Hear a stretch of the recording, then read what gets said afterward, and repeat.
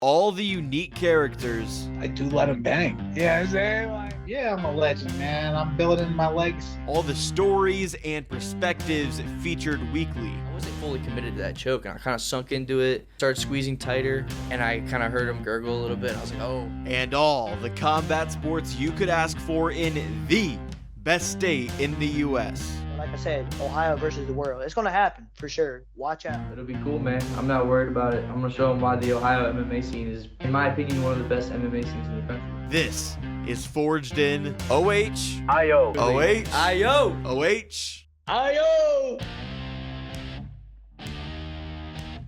Hello, everyone, and welcome to episode 101 of Forged in Ohio. My name is Jake Murren, and I'm the host of the podcast. You know, I almost took this week off. Last week was obviously the week of 100 episodes for Forged in Ohio. I put the work in to drop 5 episodes in 1 week. And I thought about taking this week off to make life easy, but that's not what we do here. If you followed Forged in Ohio for a while, then you know that there's nothing I hate more than inconsistency and missing weeks. So here we are back with episode 101. And joining the show today is a 4-0 amateur fighter who has flown through the flyweight rankings in Ohio MMA. He's coming off an impressive performance against Nic Lute, which sets up his first title fight on December 7th, representing Aries Combat Sports Academy. It's Robi Cvitic. Thanks for coming on the show, Robi, and welcome to Forged in Ohio. Thanks for having me, man. Pleasure to be here. Yeah, of course, it's a pleasure to get you on the show, and let's start with that latest win at Cage Thunder Next Gen Fight Series 3. I'm assuming you feel pretty good physically about a month removed from the fight, but how are you feeling, and how do you feel about the fight itself?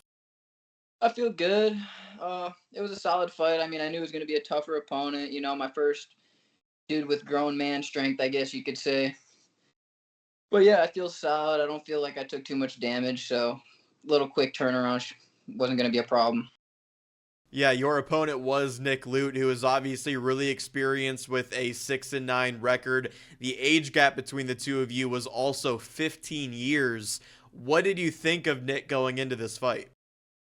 I mean, I saw him fight Roman, and me and Roman are the same age, you know, so pretty similar builds, I guess you could say. So watch that fight, just watch some film. I mean, I know where my skill set's at. I know I can compete with whoever they throw at me, so I don't really think about it too much. You know, if they give me a name, chances are I'll fight them.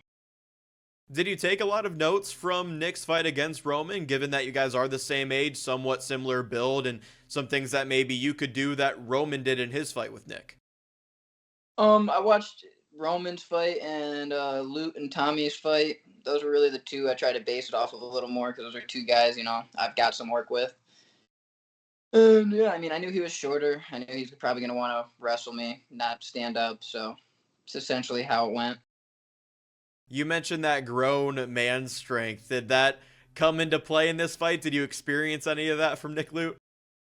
To be fair, I don't know. It's a weird feeling when you're in there, you know? Like, I feel like strength's obviously a factor, but you don't feel it as much. You got that adrenaline running. So, no, I would say in really any of my fights, I've never been like, oh, this guy's really strong or anything like that. So, yeah, didn't really notice it during the fight, but he was definitely pretty strong. Sitting cage side, I think it's safe to say that there were a few awkward positions on the ground, whether it was north-south or what Jake Digman called being twisted like a pretzel in the cage after he announced you as the winner. Can you talk me through some of those positions and how you felt on the ground during the fight?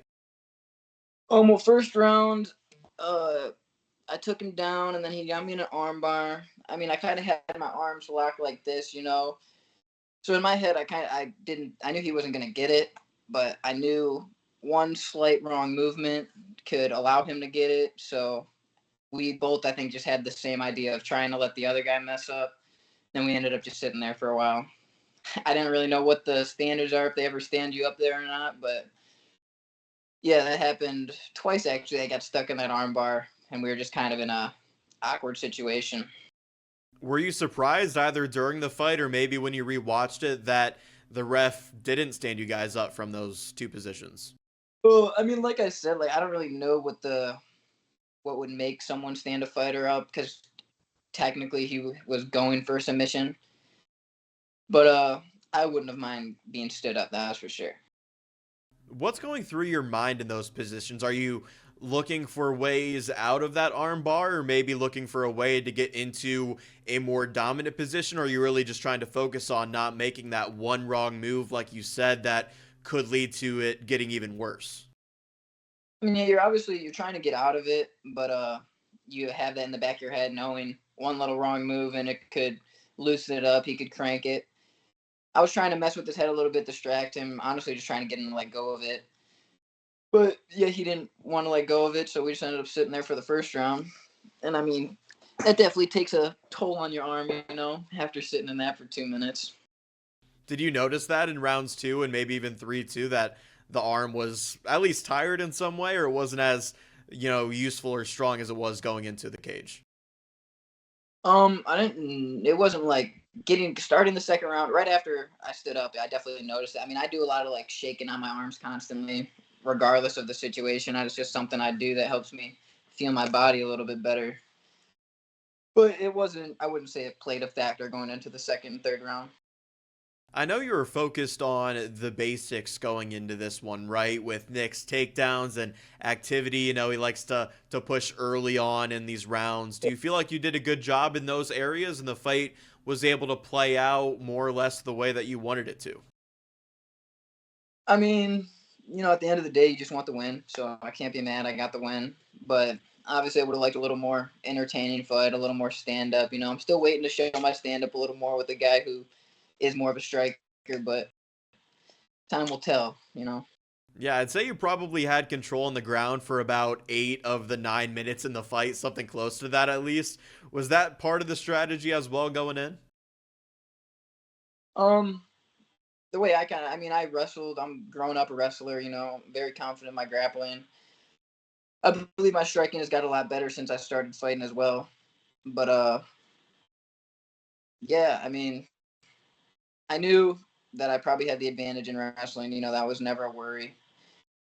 I had a feeling I was the better fighter. You just got to show up on that night. That's really all that matters. Yeah, that's exactly what you did. Given those awkward positions that we just kind of talked about, especially with how that first round played out, going to the judges' scorecards then 2 rounds later after the third round, were you confident that you were going to get your hand raised and did enough to earn that victory? Yeah, I mean, I knew I won after that third Yeah. round. Yeah, for sure. Overall, how happy are you with what was your 4th amateur MMA win? Happy now I got 4, made me eligible for a title fight. So that's the goal. Right now, I just kind of want to fight all the top guys. I feel like as an amateur, no point to go around cherry picking. Might as well just fight all the competition before you see them as pros, anyways. Talking with Robi Cvitic here on Forged in Ohio. Before we get to your next fight, which is that title fight that you mentioned, I have to ask about your fight against Evan Whiteside at Cage Thunder 28. How cool was that to open up a card at Jacobs Pavilion in the Flats? I will say Jacobs, that was definitely one of the most fun cards, I guess you could say, I've been to. The most, I guess, how would I word this? Like, the people watching, were all around the fighters. We were kind of all walking around everywhere. So it was pretty cool, having a bunch of people come up to you, give you a fist bump and all that stuff that you don't normally see in these more compact venues. Did it make you any more anxious or stressed going into the cage that night, or do you do a good job of kind of honing that in, especially given your wrestling background? For some reason, that fight was the most nervous. I don't know why, but that fight was the most nervous I ever was. The most that losing's ever crossed my mind. I didn't feel prepared as I should have for that fight, I guess you could say. But he was a wrestler. He wrestled his 4 years in college or whatever, so I knew he was gonna be tough. He wasn't gonna come out weak or anything. But yeah, once you're actually walking out there, you just kind of have to throw all that to the side and go out there and do what you do. How do you deal with those thoughts of losing a fight when you haven't necessarily done that in your amateur career. How do you make sure you silence those thoughts and remain focused on the fight? I'm a very firm believer that everything happens for a reason. I think everything in life, even fighting aside, kind of goes exactly how it's supposed to. So the way I kind of think of it is, if I lose, I was supposed to lose. There was something to learn from that. So that's kind of what I tell myself, is that if I lose, I'll worry about that when I lose. If I lose, if it was supposed to happen, if I win, it was supposed to happen. So I really don't stress about winning or losing too much before the fight. Obviously, I'll be upset, if I do lose, but worry about that when it happens. Yeah, I love that mindset. When it comes to Cage Thunder 28 too, were you happy to get your fight in before that hour and a half or so rain delay that happened 2 fights after yours? I can't say I love being the first fight. I like feeling the atmosphere a little bit first, but yeah, it was a good day to be first. I'll just put it that way. Yeah, that's a great way of putting it, man. Let's dive into the title fight that was, recently announced between you and Hugo Ponce for December 7th. How did this title fight come together for Future of Fighting 5 Reloaded? I mean, normally, Dave, he does all the matchmaking and stuff. He just kind of just throws me a name, says, do I want to fight him? Do I not? Chances are I'm not going to say no to anyone. If he doesn't think I should fight someone at the time, that's that. We'll talk about it then. But he was told me after I won that fight that I'd probably have a few options. And I wanted to fight out of state, more so Kentucky. I want to get that head kick experience and stuff like that. I think you going out of state's very important before you go pro.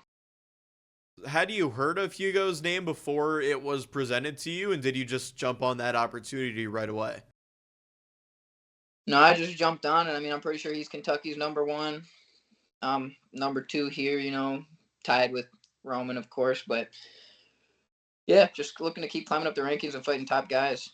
Yeah, this is a very high-level fight. Like you mentioned, Hugo's ranked first in Kentucky. You're ranked second in Ohio in terms of amateur flyweights. Is this that type of competition you were looking for after becoming 4-0? Yeah, I think this would be a really good fight. It's also 5 rounds, I'm pretty sure. 5 3-minute rounds, which is weird. I didn't know anywhere did that, actually.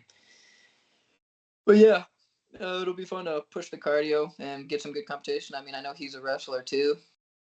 Do you feel like that suits your style, going 5 rounds? I know it's only 3 minutes, but going 5 rounds and then also adding the element of kicks in there too with the fight being in Kentucky. Obviously the goal is to get him out of there as quick as possible. No one wants to go 5 rounds if you don't have to. But I'm sure he'll come with the gas tank too. But I know he's going to be prepared. I'm going to be prepared. It's going to come down to who shows up that night. He's 4-0 just like you are, but he's won all 3 of his fights, or he's won his last 3 fights all by submission. How aware are you going to have to be of what he has to offer on the ground when the fight eventually gets there? Because it sounds like both of you guys kind of target that area. Yeah. Definitely working on the jiu-jitsu. I know this dude's better off his back, so And for my last fight, I got caught in that armbar a few times, so going to try to avoid those types of situations, but other than that, I know I'm a good wrestler. Even if he is a good wrestler, I don't think anyone's going out there and dog walking me in that aspect. So if he wants to win, he's got to show up. And this fight goes down in Louisville. I know you mentioned how important it was for you to take a fight out of state as an amateur to get some head kicks and things like that under your belt. But as it said in the fight game, you'll be in your opponent's backyard. Are you excited to not be the fan favorite, to have a road game with the chance of silencing what's probably going to be a rowdy crowd in Kentucky? Yeah, I honestly enjoy that. I kind of enjoy being looked at as an underdog, I guess you could say. I feel like I have more confidence when I'm going in as an underdog than someone who's supposed to win, I guess you could say. I'm not sure who would be, the underdog in this fight or whatever, but going into his hometown, honestly, yeah, I would like to upset the crowd a little bit. It'd be a good time.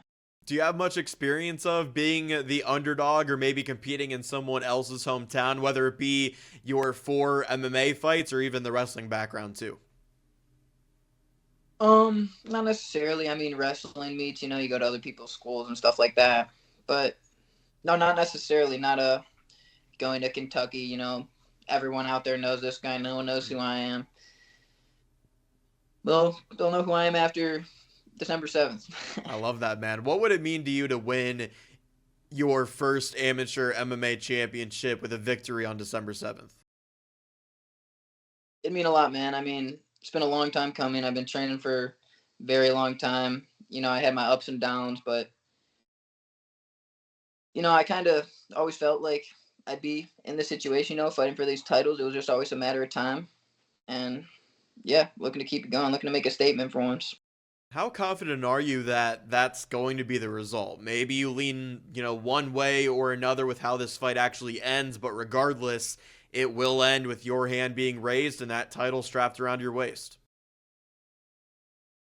I'm pretty confident that I will be getting that belt, but like I said, I don't really try to think of the outcome too much.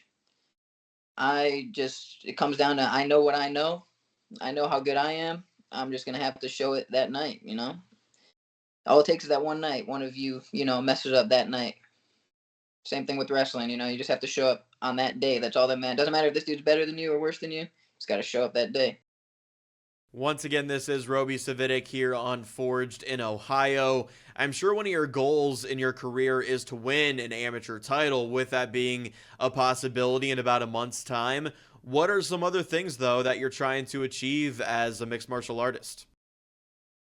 Obviously I got big goals, I want to be in the UFC. Being a UFC champ would be great. Right now it's just the slow process of going through everything. As an amateur, you ain't getting paid. You just got to get some wins under your belt and try to work up the rankings. Do you get impatient with that slow process? Do you want to already be in the UFC right now and fighting the highest level guys in the world? I mean, yeah, sometimes, it sucks because, it's just there's nothing you can do but keep on going for more years. But I've worked with some people at that level, Rel and all them, so I see that there's 100% some crazy levels to this game. So they humble me a lot, I would say. So they show me that, I need those years. I need to keep working and keep getting that cage experience. You mentioned his name. How much has a Rel Hodge at Aries Combat Sports Academy helped you along your career? Not only with, learning better technique and stuff like that, but also just managing your career and the mindset that it takes to be an MMA fighter. He's definitely helped me a lot. I would say Alec as well. I'm assuming you know Alec. He fought on that pavilion card. But they both helped me a lot, man. They show me, where you could be at in the long run if you just stick to it. Rel's been there, and Alec actually. They've been there since basically day one for me. When I was 14, 15 years old, just getting started. So it's cool growing with them and seeing them grow as well. And how about your head coach, Dave Graff? How much has he helped you get to where you are today? Helped a lot, man. I don't think I'll ever find anyone more loyal than someone who actually has the respect for me. Very loyal guy. He cares about his fighters a lot. What's so crazy to me is that you're only 21 years old. Could you have imagined a better start to your amateur MMA career than this? No, this is great. I mean, from the start, I guess my plan was give it a go. My whole life since I was 14, everyone's like, you could be this, you're good at it. It was like, I'm gonna give it a shot. If I got knocked out 3-4 times, I might have hung it up, but we're a hot start, so we're gonna keep going. Did you think it would go this well when you first started? I didn't really know what my thoughts initially were, but I just think it's all God's plan, man. If I'm gonna win, I'm gonna win, and it's been working out. How did this journey, by the way, start for you? You mentioned how young you were, 13, 14 years old. What inspired you to actually get into a gym and get into combat sports in general? So I wrestled majority of my life, probably since I was 7, 8 years old. And in middle school, I actually wrestled at Aries. Aries used to have a club team for like the middle school age group for wrestling. So I wrestled there. And then when I went to high school, I was tiny and I got a little lazier, to be honest with you. So I was probably like 95 pounds going into high school. Smallest weight class is 106. So I ended up stopping wrestling for those 2 years, for my freshman and sophomore year. And that's when I really started fighting. I wouldn't say I took it crazy seriously when I was 13, 14 years old, but that's really when I got into it. I wouldn't say I realized I could do something with it until I was probably like 18, 19. I've seen you write on social media before that this is your purpose. Was there a moment growing up when it did become clear that fighting was indeed your purpose? So when I was it was either 18 or 19, not too long ago, I took a little hiatus, I guess you could say, from fighting. I don't really have a reasoning for it. I guess I just wasn't feeling it. I started working a lot more, and I would say I stopped for like 6 to 8 months. I didn't train at all, didn't really think about it. And then I kept on just watching these videos, about finding your purpose. And the only thing that ever crossed my mind when I thought about it, there's this that I'm doing and this that I'm doing, but the only thing that just I couldn't get out of my head was fighting. So I'm like, we got to go back and we got to give it a go. Do you feel like you would have done yourself a disservice if you didn't have those thoughts of that fighting was your purpose and didn't go back down that route of becoming a fighter? Yeah, I mean, it's also, no one wants to regret. I mean, I'm sure a good amount of people who wish they pushed it a little harder when they were younger. They had their goals that they pushed to the side. That's kind of the goal, is to not feel that, when I'm 40, 50 years old. At least I know now that I gave it my all, whatever happens, happens, but I got to give it all that I can. Is there maybe something unique about your story or upbringing that makes this journey you're on just that much more special? Maybe it is that moment of just finding your purpose, but or perhaps we haven't even gotten to that point yet because of how young you are at 21 years old. Not necessarily. I mean, I had a great life growing up, great family life, great everything down those lines. I made a few very bad mistakes as just a young kid, getting into stuff I shouldn't be and partying and this and that. But I don't want to get into all that too much right now. But yeah, we had some problems growing up, just with all down those lines. But no, yeah.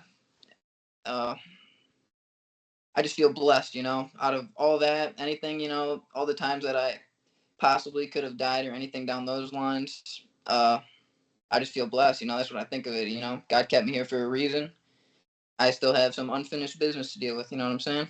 Yeah, for sure. We just talked about all those goals that you have and the ceiling that you have in this sport.